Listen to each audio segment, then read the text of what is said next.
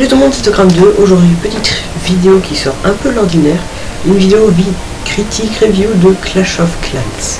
Tout d'abord, présentons Clash of Clans. C'est un jeu gratuit sur iOS et Android sorti en 2012 par le studio Supercell, une petite entreprise finlandaise créée en 2010 basée à Helsinki, mais qui s'est ensuite répandue à San Francisco, à Séoul et à Tokyo. Elle a d'ailleurs été rachetée à 51% par une filiale de SoftBank, une entreprise de holding japonaise, pour 1,5 milliard de dollars. Assez énorme quand même.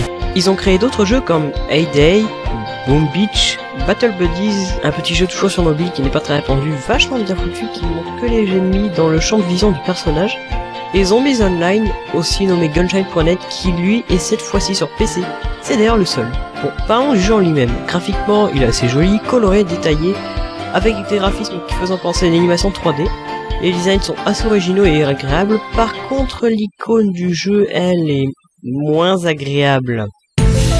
Au niveau sonore, la musique de fond est calme, agréable et bien représentative de ce qui se passe. Tu t'occupes d'un village au bord de mer entouré par des forêts. Ça rappelle aussi un petit côté médiéval, ce qui, encore une fois, est bien propre au jeu. Quand tu attaques un village, la musique devient plus entraînante tout en gardant le côté médiéval de la chose. Après, les effets sonores, certains sont bons, comme les sorts, les explosions, l'épée. Mais le bruit que tu entends quand tu sélectionnes ta mine ou ton extracteur d'élixir, ou encore quand tu récupères l'or et l'élixir. Pourquoi l'élixir fait ce bruit? En plus, c'est utilisé comme argent. Encore la pub, l'élixir est un genre de liquide violet qui aura une certaine viscosité. Et dans le jeu, on a des extracteurs d'élixir qui nous donnent comme information: l'élixir est extrait des lignes de tellurique qui traversent le sous-sol de votre village. C'est comme du pétrole en fin de compte, mais le pétrole on l'échange contre de l'argent. On s'en sert pas comme argent. Par contre pour les mines d'or, c'est pas dit que c'est extrait du sol ou un truc du genre. Non, là c'est écrit: la mine d'or produit de l'or. Voilà, c'est un générateur d'or. En plus on peut l'accélérer pour quelques gemmes. Attendez. Comment on peut accélérer une mine? Je vois pas trop là. L'or et l'élixir, comme je l'ai dit, sert d'argent. Avec, vous pouvez acheter des bâtiments, améliorer ces bâtiments, créer des sorts, former des troupes et elles aussi les améliorer. Mais vous devrez aussi en donner si vous voulez rechercher un village à attaquer. Ok. Il peut aussi vous servir à payer les ouvriers qui vous enlèveront certains objets comme les arbres, les pierres, les buissons et les troncs, ce genre de choses qui ne seraient pas eu au lancement du jeu pour la première fois. Ils pourront aussi vous ouvrir des coffrets de gemmes, des coffres avec un arc-en-ciel qui en sort et qui apparaissent de temps en temps sur la map sur un carré d'herbe libre de 2×2. Vous devez les détruire pour obtenir un petit nombre de gemmes allant de 25 à 50 en cadeau. Ça c'est cool, et on peut aussi en trouver dans les pierres, les buissons, etc. Une fois détruit, parce qu'en temps normal, pour trouver des gemmes, il faut déverrouiller des succès. En plus, ces succès sont synchronisés avec votre compte Google ainsi que tout votre village. Vous pouvez donc jouer au jeu sur plusieurs appareils et garder le même village. L'atout principal de jeu, c'est qu'on peut créer ou rejoindre un clan. Bon, pour créer un clan, ça coûte assez cher, tu le sens assez mal passé, surtout quand tu commences la partie. Sinon, tu peux en rejoindre un.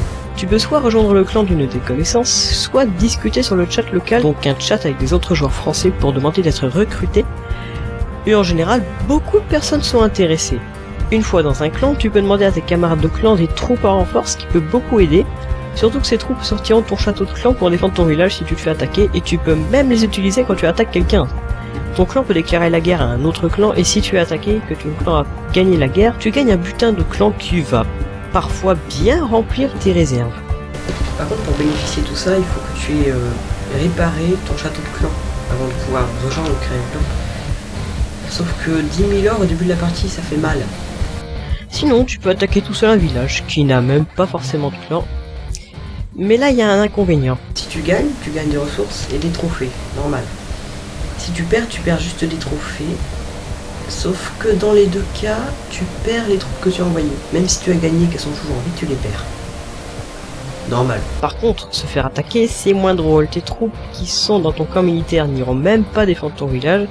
Tu perds toutes les troupes qui étaient dans ton château de clan, tu perds des ressources, et si en plus tu perds la bataille, tu perds des trophées. Il faut savoir que l'or et l'élixir que tu perds sont limités par rapport à ce que tu avais avant de te faire attaquer.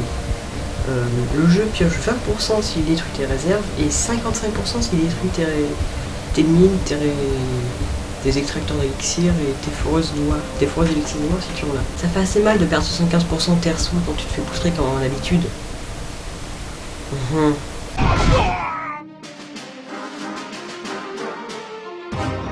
Cookie 01. Si je te retrouve, je te fais brûler ton iPhone et je te fais bouffer ton kit main libre.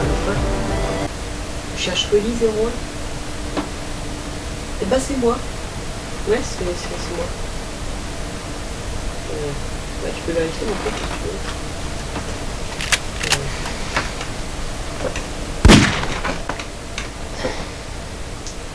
Saloperie, va. Pour pas qu'un mec au niveau 75 attaque un au niveau 14, le jeu se base sur le nombre de trophées que vous avez, mais très souvent tu tombes sur un mec plus fort que toi qui te sort des ballons alors que t'en es encore qu'au géant. Mais ça va, les tombes des troupes qui ont péri par tes défenses te laisseront une tombe. Attends, le barbare s'appelait XX. What the fuck? Et si tu touches une de ces tombes, pour chaque tombe tu gagneras 20 élixirs. Ça sert de dédommagement on va dire. Pour attaquer, vous aurez besoin de troupes. Il existe les types 1, 2 et 3. Les héros, les sorts et les troupes noires. Pour les héros comme le roi des barbares et la reine des archers, il faut construire leur hôtel pour qu'ils puissent apparaître et dormir dessus. Ouais, en cas d'attaque, ils peuvent défendre votre village ou attaquer le village que vous pillez et ils sont immortels, mais ils peuvent se blesser et être KO comme les Pokémon et devenir inactifs. Ils iront dormir sur leur hôtel pour régénérer leur santé.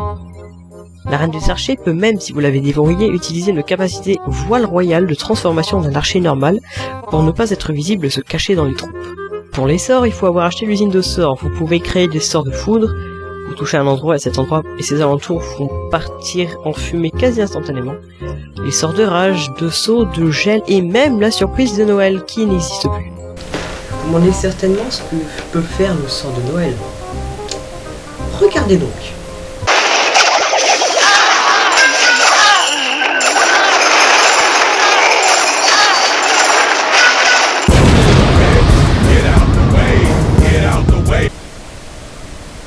Ouais, c'est classe. Vous pouvez évidemment vous défendre de tous ces sorts et ces troupes qui vous attaquent. Pour ça, vous pouvez installer des bâtiments défensifs comme des remparts, des canons, des tours d'archers, des mortiers et même une bobine Tesla. Bon, allez, au niveau 8, elle ressemble pas trop. Ah, bon, elle y ressemble déjà plus.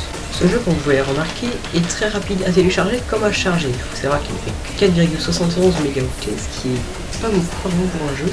En plus, il ne consomme rien, ce qui est de la 3G. En pleine campagne, avec un débit montant et descendant extrêmement faible, il arrive à fonctionner, il démarre sans aucun problème. Ça se peut qu'il coupe de temps en temps, manque de connexion, forcément. Même les Simpsons Springfield, qui a beaucoup plus de budget, ne pourrait même pas fonctionner avec un débit aussi pourri que ça. Donc vous pouvez vite fait regarder votre téléphone et récupérer votre élixir pendant la récréation, ça ne prendra que 5 minutes. Et si vous ne jouez pas 3 fois par jour, vous ferez facilement attaquer au moins une fois par jour et par conséquent perdre beaucoup d'or à l'élixir. Ce qui est assez lassant et décourageant, croyez-moi. Ah, au fait, quelque chose me titille l'esprit. Depuis quand une forêt s'arrête sur un carré parfait de gazon bien court sans avoir besoin d'être tondu au bord d'une plage aussi droite? Rien ne va plus, hein. Ben voilà, c'est déjà la fin de cette vidéo, j'espère qu'elle vous aura plu. Si c'est le cas, mettez un petit j'aime ou un commentaire pour me dire ce que vous en pensez. Si vous aimez aussi ce genre de concept de vidéo, mettez-le moi dans les commentaires, je tiens vraiment à le savoir parce que c'est vraiment quelque chose que j'aime bien faire. Bon, je galère avec la prise d'image et de son, mais j'aime bien faire ça. Vous pouvez évidemment suivre mon Twitter et mon Facebook et bien évidemment vous abonner pour rester au courant des prochaines vidéos. Allez, salut!